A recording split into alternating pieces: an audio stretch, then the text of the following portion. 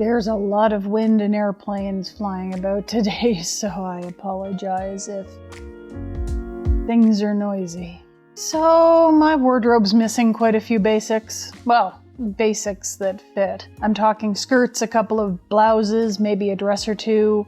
Secret pants? Yes? Yeah, considering I've spent the past couple of years learning how to sew, that's a wee bit embarrassing. Hi, if this is your first time attending my own personal craft coven, I'm Mare, and I need new clothes. Here's the twist.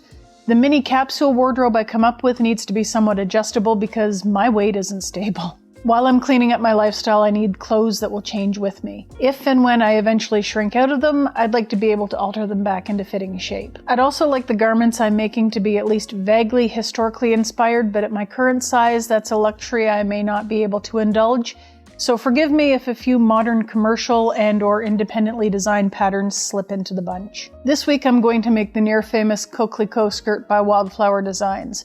For the three of you who haven't seen the many videos about the Coquelicot or split-side skirt, including those by The Stitchery or Shannon Makes or any number of other YouTube sewists, it's a super adjustable circle skirt that features a split waistband and rather large pockets. Best of all, it has that hint of history bounding as it shares construction elements with the 18th century petticoat. Does it have to be a circle skirt? No, that's just what the pattern comes with. I'll make a few adjustments for my own comfort, I'm sure, but if someone else has already calculated out the biggest part of the pattern so I don't have to, fantastic. If you're familiar with the pattern and you've ever wondered how the Coquelicot or split-side skirt fits an extreme plus size, large fat through infinifat for you folks who are familiar with the fatness spectrum outlined on fluffykittenparty.com, stick around. When I think about it, I bought a few tops from my local plus-size store last summer during their end-of-season sale, but aside from making very specific things for my channel that don't really mix and match, it's been literal years since I've bought a basic skirt. Like, I think the last one I bought was a size 18 back in 2017, and I've gained some weight since then. I raided my closet recently for clothes to attend a family event, and while I managed to scrape together a passable outfit for the afternoon, it stressed to me that I'm absolutely hooped if I need to be around people any longer than a few hours on a single day. I have another family event coming up that I need to travel for, so I need to fill those gaps toot sweet. That's why we're diverging from the other project I have planned, because this stuff needs to happen sooner rather than later. In fact, I've probably already been there and come back by the time you see this. To be clear, these are things I wanted to make eventually, I've just had my timetable adjusted for me. I'm very lucky because my local Fabricland is apparently the clearance center for the stores in my city, so the selection and prices are pretty spectacular depending on what you're looking for. Spectacular enough, I'm no longer allowed in Fabricland without an escort. And staple forehead. I picked up some super dark navy blue suiting for this skirt, which I think is a wool poly rayon blend. I know we're heading into summer, but I'm not too worried. Wool can be breathable. If I need to put it away for the summer, then fine, I'll alter it in the fall if I need to. Let's go get prepped to make this thing.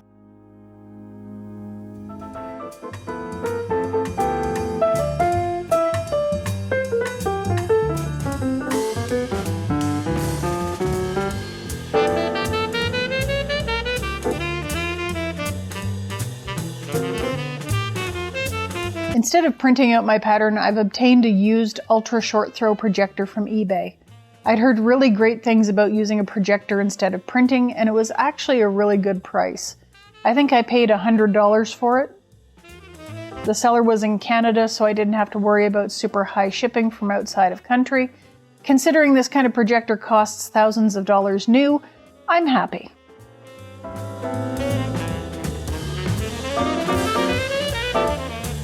The projector reminds me that I wouldn't be able to afford trying things like this without the help of my patrons. I have a tendency to save up my Patreon dollars for special things like the projector and often new materials. So thanks folks, I really do appreciate the assist. Back to getting things put together. I like having a paper pattern handy, so I'm making sure everything is sized correctly, then tracing the pattern onto some wrapping paper I picked up on clearance. This way I have the best of both worlds. A paper pattern I can move around as needed while saving on printer ink, scotch tape, and time spent lining up all the pages. I can even make multiples of pattern pieces if I'd like to try laying out more than one skirt panel at a time. I'm hoping that makes an improvement in my efficiency, both in terms of time and fabric. I'm going to draft out a couple of different patterns today because I've got everything set up and I want to get to each project as quickly as possible. No peeking!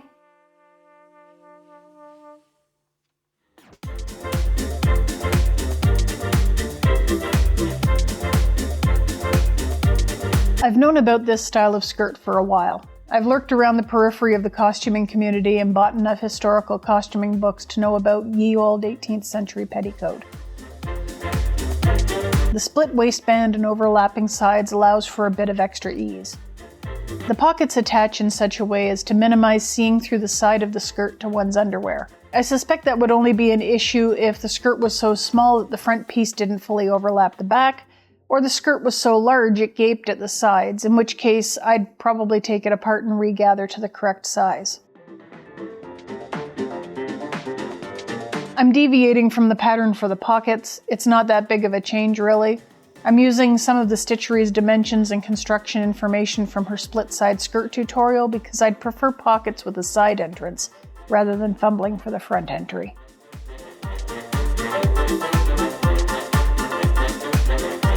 I've also thought I might want to standardize my purse pocket sizes where possible and make a pocket insert instead of too many pockets inside pockets.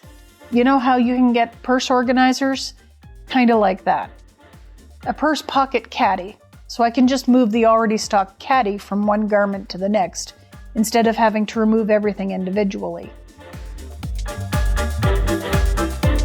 Might not happen this week, but I'd like to play with the idea.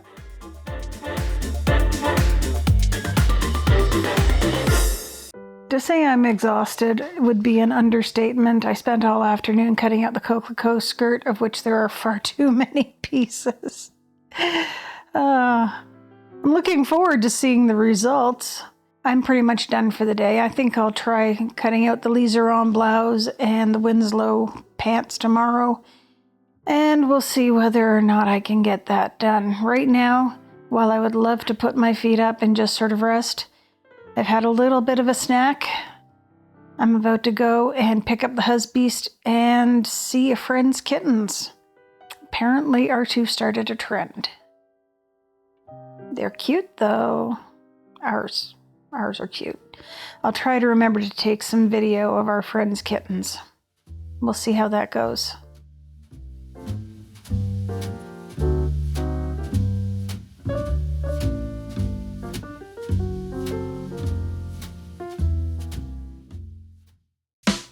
I interfaced the modesty panel with some scrap linen from my Enid blouse. The pattern calls for fusible, but I hear scrap fabric often washes better. That is if this skirt ever goes into the wash because of the possible wool content. Then I started on the pockets. I used the skirt's pattern as a template, but enlarged the pocket slightly for side opening rather than front opening. I'll refer to Charlie of the Stitchery's Split Side Skirt Tutorial Part 2 for the full construction on this, but you take the top piece and turn under the side of the pocket your hand will go into. Then I slapped the top piece on the bottom and serged around everywhere except the opening. Eventually, I bound the outer curved edge with bias tape. I attached the back skirt panels together and ran gathering stitches. Pressing the seams open took forever with this fabric, but French seams are a no-go if I want to alter or recut the skirt later. If you've hung around the historical costuming community, you've probably heard the phrase survivor bias flung around. If you've ever gone to a museum and noticed that all the women's clothing seems to be teeny tiny, the first thing you might think is that everyone was just really small back then. The reality is, it's the same reason you can only find size 6 shoes at the shoe store or the extra small or 6X dresses at a place like Torrid. It's what's left over after all the more common sizes have been taken. My feet are a size 10, so I'm quite well aware of the world's seeming surplus of size 6 shoes. In the case of stout women's clothing, it's possible the garment has been altered for size or style or taken apart entirely for the fabric. The one thing that always makes me choke when looking at patterns is seeing at just how much the designer estimates someone my size will use. I have a real envy for straight-sized folk who can get a full circle skirt out of a couple of meters of fabric, because most calculators insist I'll need at least 5, maybe 6. One dress even estimated 8. If you're looking to see plus-sized or stout costumes based on actual extant garments or patterns, I can't recommend Rebecca Posey's channel Pocketful of Posies enough. She's been pattern testing for Kennesso's, and some of the outfits are just absolutely fantastic. I've often thought I'd like to do my own personal survivor bias project. I'd like to make garments that can be altered and adjusted. The dream, of course, is obtaining a healthier weight that makes my body easier for me to live in and clothe. However, the journey requires clothing along the way because it's not ever going to happen overnight, if at all. So I'm trying to choose a few garments that can change along with me, like the Coquelicot. You'll likely be seeing me attempt the Stitchery's split side dress at some point. I'm not sure I'll be doing the walk-away dress unless I can draft the pattern myself. I'm coming to realize I don't particularly like how much it looks like an apron, and I'd rather have a base skirt that fully closes rather than 2 partial skirts. So I'd be looking at something closer to Closet Historian's version when the time comes to get fancy. The one thing I'll say about watching both channels, I'm feeling a lot more adventurous when it comes to patterning. At some point I'm going to get the husbands to help me take some more accurate measurements so I can put together a better bodice block and a possible skirt block. That way if I want to try a pattern and it doesn't stretch to my size, make it myself. Of course that assumes my body size isn't going to drastically change in the meantime. I mean, it's already changed. My measurements are definitely not the same as when I made the apron a couple of months back, so I guess I'll be doing a round of alterations at some point.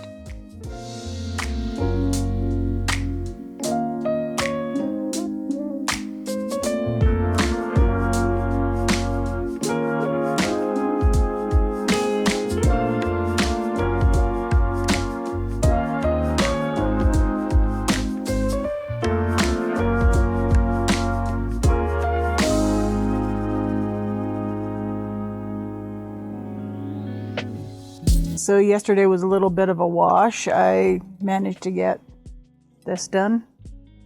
I also sewed in the pockets and I got a start on the waistband. I did have to recut the pieces, which took a little while. And then when I was going to top stitch this, I had a moment of clarity and thought, do I even need to do that? So I put it up for the night and went and took a look at Shannon Make's video where she goes into a little bit more detail, at least visually, as to what's going on in the interior of the skirt. And yeah, this top edge doesn't need to be turned in, doesn't need to be top stitched. Hello, kittens. So yeah, I'm going to be picking this apart. This took most of the night to do, this interior waistband, mostly because this suiting is difficult to press. Trying to get it so that my seam was turned out properly was a pain in the butt. All of that work has to now be undone. But my goals for today are to finish up the Coquelicot skirt, get started, if not finish, the liseron blouse, and then hopefully tomorrow I'll be able to work on the March dress.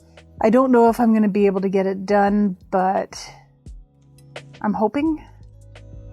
I'm pretty sure I won't be able to get the Gilbert blouse done. Oh well, I'll see what else I've got in the closet that might be able to suit. But we'll see how things go.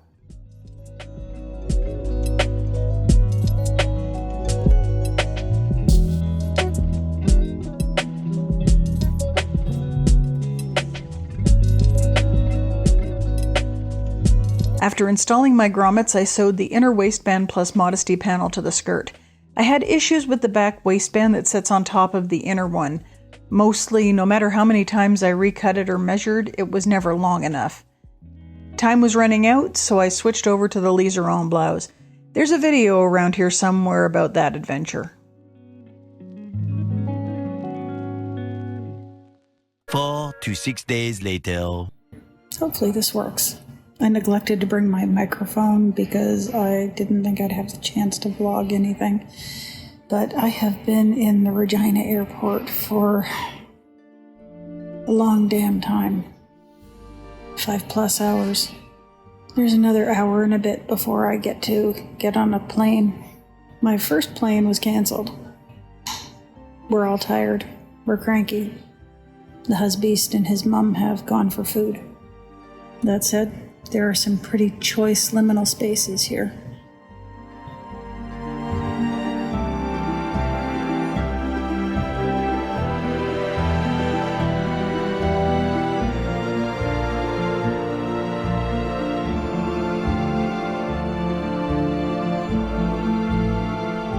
If I'm still here tomorrow, send help.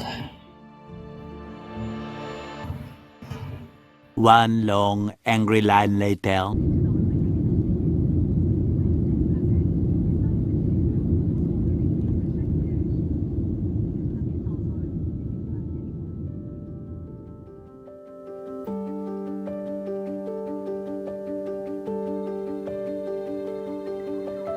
I fixed the back waistband by cutting a rectangular strip the right width and tapering the ends like the original pattern piece. An easy process once I'd come back to the project with fresh eyes.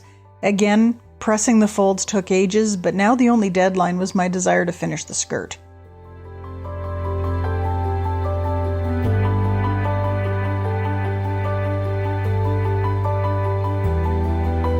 Then I sewed the front skirt panels together and gathered the waist.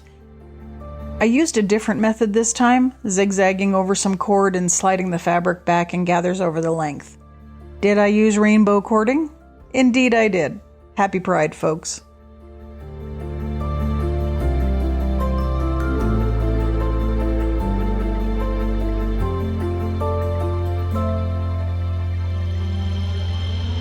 At some point I added the front waistband and attached the front and back skirt panels to each other.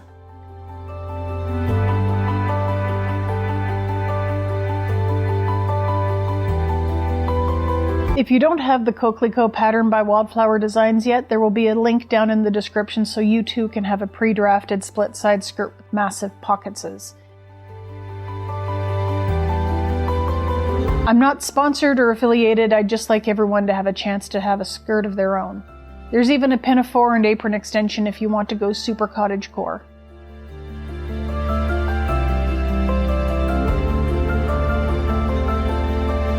And if you're not within the listed size range, the Stitchery has tutorials on an ongoing split-side skirt dress pinafore project, so that's worth checking out too. If you make or have made your own Coquelicot skirt, let me know. Drop a comment down below to tell me of your own split-side skirt experience.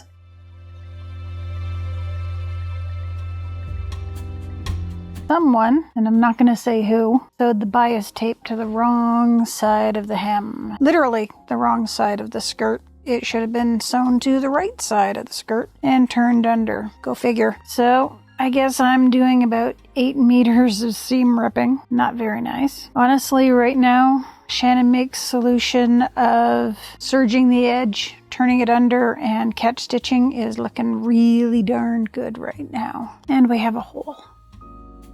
I'll be patching that up post-haste. One thing this whole process, this skirt has made clear to me is that I do not like not having something to the left of my sewing table, because this skirt was just doing nothing but falling, and I have no idea how the husband's grandmother dealt with that. But what I think I am going to do is probably shift the desk farther over to the right, up against the wall, which will make it a little bit closer to the electrical outlets, which is a good idea. The other thing is I can then take the ironing board and, when I need it, set it up to the side. And that way I'll have something to prop large things on and a shorter swivel to get to any kind of ironing. May also keep the kittens off it, or conversely they may like it even more. I don't know. I guess we'll cross that bridge when we come to it. Honestly, after all of the frou-frou and difficulty that I had when I was first starting to put this skirt together, to get home from Regina, just start sitting down and looking at it with fresh eyes or slightly different tired eyes really did help, because the thing that stymied me took like 5 minutes for me to figure out, and then all I really did was just keep keep going on. Now what I'm finding interesting is I put the skirt aside because I was coming up against so many difficulties that it just wasn't worthwhile to continue on the schedule that I was trying to follow, or at least with the timeline I had. And really it was the right decision. I should have actually done the blouse before the skirt. But once I got home, and I think it was the next day, yeah, because we got home really late. Our flight was delayed. And then it was canceled, and we were rebooked to go home about 7 hours later. But I find it interesting that after all of the drama this skirt caused, when I was on a strict deadline, I got home, I figured out what was wrong with it within about 10 minutes. A solution was rather handy, and I've just sort of kept ticking along on this. I mean, skirt's almost done, though honestly I kind of hoped it would be done earlier this morning or afternoon. Oh well, live and learn. I think if I do another Coquelicot skirt, I will probably use a different kind of fabric because this suiting is driving me bonkers. It doesn't want to iron. It takes forever. Really not that fun. It's rather heavy. Oh, come on. There is a light at the end of the tunnel. Hopefully it's not an oncoming train. Yeah, the more I work with this fabric, the more I don't particularly like it. I think next time, maybe if I can find some cotton on sale, I'd now start haunting the bargain bins. Almost there. Stay on target. We're too close! Stay on target. Put that back in the drawer.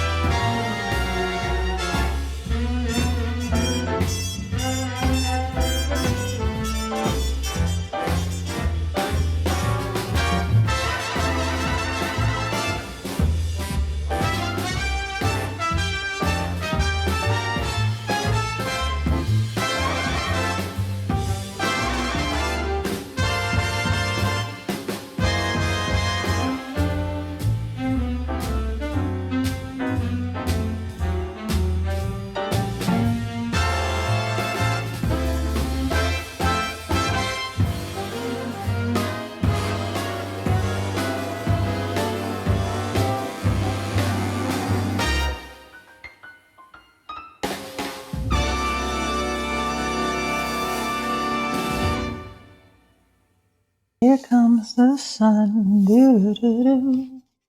Here comes the sun, and I say, it's alright. One thing I wondered about this split side skirt was how you could use a circle skirt and why the Coquelicot seemed to be a bit fuller than a simple circle skirt. Because the last time I made a circle skirt, things were a bit disappointing in the twirl factor. The answers to those questions are that it's not a perfect circle skirt. It's a wee bit bigger to account for the overlap at the sides.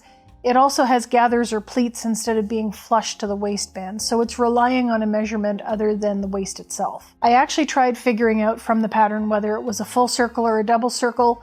From the diagrams, the panels look like quarter circles, but I'm thinking they're likely a bit smaller to provide the overlap. While I'd scheduled this skirt to be the first pattern in the series, I didn't get it finished in time for the event. After cutting 2 new back waistbands and finding the pattern pieces weren't necessarily fitting properly, I gave up and went on to something else. And I'm glad I did. What I really needed was a nice top and a skirt or pants. And while I was sewing right up to the last minute before our trip, I did have a nice top and a nice pair of slacks. To be honest, I'd been itching to get started on the Coquelicot even though I knew it was going to be a fussy pattern. I should have followed the last minute, I don't think I'm going to have time for all this plan that I came up with at the beginning of week 2, which was you should make the trousers and the blouse, and if you have time, the dress. I didn't get anywhere near the dress. I'm going to be taking my time with that one. I don't know if I'll be following this pattern precisely as written if I make another split side skirt. The multiple waistbands are a bit overkill in my opinion. To break it down, you have the front waistband with the ties, which is likely the easiest waistband. Then you have the back internal and external waistbands. Essentially a waistband with a cap on it. Maybe my opinion will change, but I think I'll likely just use the same kind of construction as Charlie of the Stitchery and have straight, unshaped waistbands that can be sewn onto the front and back skirt halves similarly to any other waistband. The shaped waistband of the Coquelicot is cool and all, but I don't really see the need for that much fuss, unless it's an extra special garment that requires more tailoring. And that's not happening until my weight stabilizes. That could take a while. But at least I have the skirt panel patterns in case I decide to reuse them. Could come in handy, maybe. Even though I hung the pieces for 2 days in my closet and trimmed the stretch using the pattern before sewing them together, I found the front pieces that attached to the back at the sides were longer than their corresponding back pieces. So I don't know what happened there. So who knows, I may just reproject the pieces at the correct size in case there was any kind of warping, or I may suck up the cost and print the pages, or I may just use the Charlie method and just wing it. The magic 8 ball is currently pointing towards the winging of it. One other thing, this skirt is approximately 8 meters around, which is a lot to catch stitch. But catch stitch I did, because using bias binding was a total failure. I mentioned this fabric doesn't like being ironed, right? Well, turning the bias bound edge was an exercise in futility, so I seam ripped, repaired the one tiny hole near the hem produced by that action, and you'll never notice it, serged the hem, turned it by a couple of millimeters, and catch stitched. It looks a whole lot better now and I've minimized the amount of length lost to the hem. I also added a hook and bar set to the modesty panel and opposite side of the skirt because it's a serious challenge trying to lace myself into this thing without assistance while fending off 2 kittens who think ribbon lacing, long ties, and the front of the skirt pooling on the floor is just the best thing ever. Amazing how I was fired up to make this skirt, but now I'm just listing off all of the things wrong with it. That's stress, expectation, and reality having a nice little party. Again, if I make this skirt, or a variation thereof, once more, I think I'll find a cute cotton. At least something I can iron and not be less than halfway done by the end of an hour-long TV show.